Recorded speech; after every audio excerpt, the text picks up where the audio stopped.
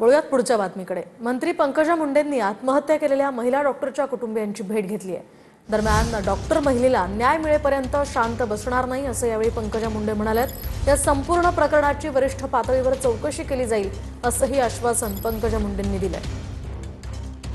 आता या संपूर्ण विषयाची मी माहिती घेतली आहे आणि माझ्या हातात काही जुन्या तिच्या कंप्लेंट्स आहेत आणि तिथल्या सिस्टीमच्या विषयामध्ये ती वेळोवेळी विषय मांडत होती। अन्याय होतोय, ते चूक होते हे ती लेखी सांगत होती, म्हणजे ती निर्भीड पण होती। तर अशा मुलीवर ही वेळ का आली असावी आणि त्यामध्ये कोण जबाबदार आहे याची चौकशी डिटेल झाली पाहिजे, फास्ट झाली पाहिजे। मी स्वतः आदरणीय देवेंद्रजी फडणवीस यांना भेटणार आहे, बोलणार आहे। वरिष्ठ अधिकाऱ्याकडनं निपक्षपातीपणे याची चौकशी झाली पाहिजे।